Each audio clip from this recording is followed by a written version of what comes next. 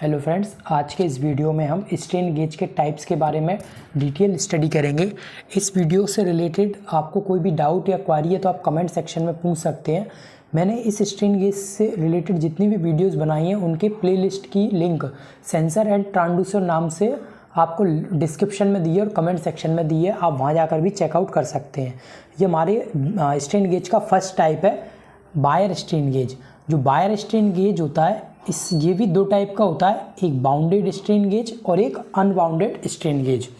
तो जो bounded strain gauge है इसे हम बाउंडेड स्ट्रेन गेज क्यों कहते हैं? क्योंकि इसमें हम वायर को कहीं पर भी बाउंड करके नहीं रखते, बांध कर नहीं रखते, इसको केवल हम एयर में स्ट्रेच करके रखते हैं, इसलिए हम इसे अनबाउंडेड स्ट्रेन गेज कहते हैं। ठीक है, इसकी हेल्प से हम स्ट्रेस या फोर्स या लोड का मेजरमेंट करते हैं। तो इसकी डेफिनेशन है, इसका यूज़ स्ट्रेस और फोर्स को मेज़र करने के लिए किया जाता है। इसे अनबाउंडेड स्ट्रेन गेज इसलिए कहा जाता है क्योंकि इसमें यूज्ड वायर को कहीं पर भी बांध कर नहीं रखा जाता है, इन्हें ओनली एयर में स्ट्रेच करके रखा जाता है, इसलिए हम इसे अनबाउंडेड स्ट्रेन गेज कहते हैं। अब ये वायर कौन सी हैं? ये वाले जो वायर है हमारे फाइन वायर, ये वायर है। इन वायर को हमने इन कैंटिलीवर जो बीम है, इन कैंटिलीवर बीम की हेल्प से केवल स्ट्रेस करके रखा है, इनको हमने कहीं पर भी बांधा नहीं है, केवल इनके ऊपर स्ट्रेस किया हुआ है, खींचकर लपेटा हुआ है, तो इसलिए हम इसे अनबाउंडेड स्ट्रेन गेज कहते हैं। इसका वर्किंग प्रिंसिपल क्या है? हमारे जितने भी स्ट्रेन गेज हैं वो सभी के सभी पीजो रेजिस्टिव इफेक्ट पर वर्क करते हैं। पीजो रेजिस्टिव इफेक्ट जो है उसका लिंक आपको डिस्क्रिप्शन में दिया है, आप वहाँ जाके चेकआउट कर सकते हैं। उस वीडियो के अंदर हमने इसकी डिटेल स्टडी की थी कि क्या क्या पीजो इलेक्ट्रिक रेजिस्टेंस क्या होता है, पीजो रेजिस्टिव इफेक्ट क्या होता है और इसके कारण रेजिस्टेंस में किस किस तरीके से चेंजेस आ सकते हैं। तो इसकी लिंक डिस्क्रिप्शन में आपको दिया, वहाँ से चेकआउट कर सकते हैं।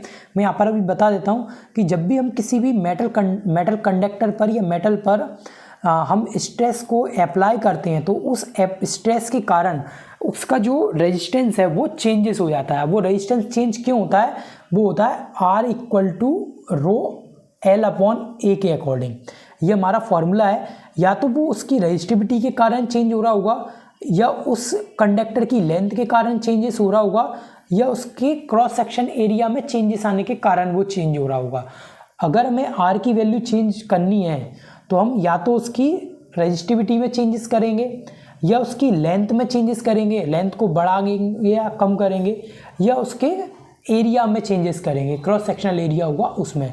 तो यही हमारा पीजो रेजिस्टिव इफेक्ट है। इसकी डिटेल मैंने डिटेल में इसको अदर वीडियो में बताया, आप उसको जाकर देख सकते हैं। इसके बाद इसकी कंस्ट्रक्शन है, तो इसकी कंस्ट्रक्शन में हम लिख सकते हैं, जो मैं एक्सप्लेन कर रहा हूँ उसके अकॉर्डिंग भी लिख सकते हैं कि इसमें एक माउंटेड रिंग होती है। ये एक माउंटेड रिंग है। इस माउंटेड रिंग पर एक स्प्रिंग एलिमेंट, इस स्प्रिंग एलिमेंट को हम स्प्रिंग फैक्चुअल एलिमेंट भी बोलते हैं। इसकी हेल्प से एक हम रॉड कनेक्टेड होती है, जो कि रॉड हमारी किससे कनेक्ट हो रही होती है? प्लेटफॉर्म से। इस प्लेटफॉर्म को ही हम क्या बोलते हैं? डायफ्राम। यही हमारा डायफ्राम भी है, या हम इसको प्लेटफॉर्म भी बोलते हैं। यहाँ पर हम क्या करते हैं? फोर्स को या स्ट्रेस को अप्लाई करते हैं, जिसका हमें मेजरमेंट करना होता है। और इनको हम बोलते हैं कैंटिलीवर बीम। इन कैंटिलीवर बीम की हेल्प से हम यहाँ पर जो हमारा स्ट्रेस, जो हमारे मेटल वायर है उन वायर को स्ट्रेस करके रखा जाता है। इसमें जो हम वायर का यूज़ कर रहे हैं या फाइन वायर का जो यूज़ कर रहे हैं वो क्या एलॉय के बने होते हैं। अब ये एलॉय कौन सा हो सकता है? नाइक्रोम हो सकता है, कॉन्स्टेंटन हो सकता है, निकल हो सकता है, आयरन हो सकता है। तो ये हमारे एलॉय हो सकते हैं जिनसे हम जो हमारे वायर है उनको कंस्ट्रक्ट करते हैं, मैन्युफैक्चर करते हैं। इसके बाद ये जो वायर है इनका डाया 25 माइक्रोमीटर तक हो सकता है। ये इसकी मैक्सिमम लिमिट है, इससे हमेशा इससे कम ही होता है ज़्यादातर। 25 माइक्रोमीटर से कम ही डाया का वायर हम इसमें यूज़ करते हैं। अब इसमें जो हमने वायर को स्ट्रेस करके रखा है, इसमें स्ट्रेस कर कर ही क्यों रखते हैं? बाउंड कर कर क्यों नहीं रखते, बांध कर क्यों नहीं रखते? क्योंकि जब हम इस पर कंप्रेसिव फोर्स को अप्लाई करेंगे, कंप्रेसिव फोर्स, या हम इस पर कंप्रेसिव स्ट्रेस को अप्लाई करेंगे, तो उस कंडीशन में क्या होगा कि जब ये नीचे की ओर दबेगा तो उस कंडीशन में ये जो वायर है इनकी बकलिंग ना हो। बकलिंग ना हो मतलब ये एक साथ इकट्ठा ना हो सारे, ये इकट्ठा ना हो जाए, उसलिए हम इसको क्या करते हैं, यहाँ पर स्ट्रेस करके रखते हैं, खींचकर बांध कर नहीं रखते, केवल उनको एयर में स्ट्रेस करके रखते हैं। तो ये हमारी इसकी कंस्ट्रक्शन हो गई। इसकी कंस्ट्रक्शन मैंने यहाँ पर लिखी हुई है, आप इसको पढ़ भी सकते हैं और इसका स्क्रीनशॉट भी ले सकते हैं। ये मैंने जो एक्सप्लेन किया उसके अकॉर्डिंग लिख सकते हैं। अब इसकी वर्किंग है, इसकी वर्किंग में हम क्या लिख सकते हैं कि इसमें जिस भी फोर्स या स्ट्रेस का हमें मेजरमेंट करना होता है उसे इस डायफ्राम पर अप्लाई किया जाता है, डायफ्राम या प्लेटफॉर्म पर अप्लाई किया जाता है। अब अभी जो हमारे चारों ये जो कैंटिलीवर बीम है और जो स्ट्रेस वायर है, ये आपस में मिलकर क्या कर रहे हैं, एक ब्रिज का फॉर्म कर रहे हैं, एक ब्रिज की तरह बना रहे हैं। जैसे हमारे जो ब्रिज होते हैं, ब्रिज सर्किट होते हैं, उनमें भी क्या होता है, ये इस तरीके से ही फॉर्म होते हैं, वो भी इनके बीच में रेजिस्टेंस लगा होता है। तो वैसे ये एक ब्रिज फॉर्म कर रहा है। जब हम इस पर कोई भी स्ट्रेस को अप्लाई नहीं करते तो उस कंडीशन में क्या होता है, ये जो हमारा ब्रिज है ये बैलेंस कंडीशन में होता है। बैलेंस कंडीशन में होगा मतलब इस पर कोई भी स्ट्रेस अप्लाई नहीं है, तो उस कारण इसकी जो वायर है उसके डायमेंशन में कोई भी चेंजेस नहीं हो रहे होंगे।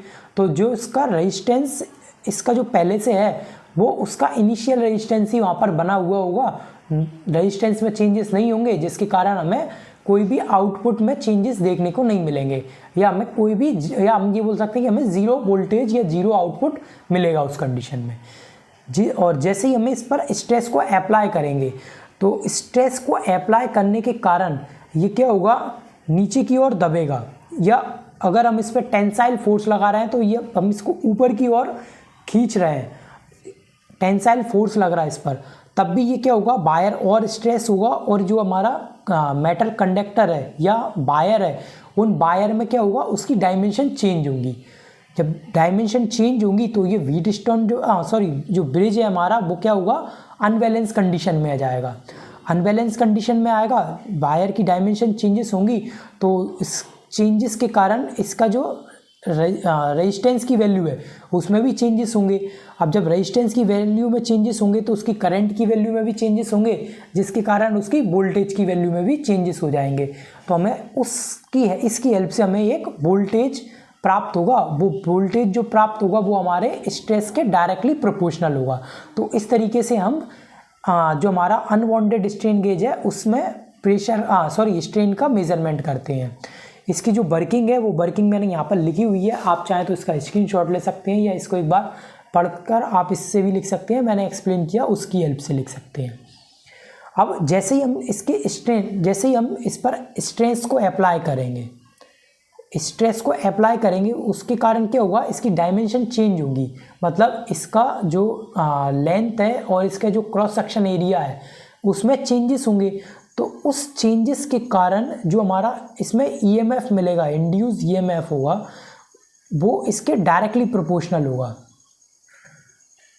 और ये हमें किस कारण से मिलेगा, चेंज इन रेजिस्टेंस के कारण से, जो कि हमारा इसका वर्किंग प्रिंसिपल क्या है, पीजो रेजिस्टिव इफेक्ट। तो इस तरीके से हम स्ट्रेस का मेजरमेंट करते हैं।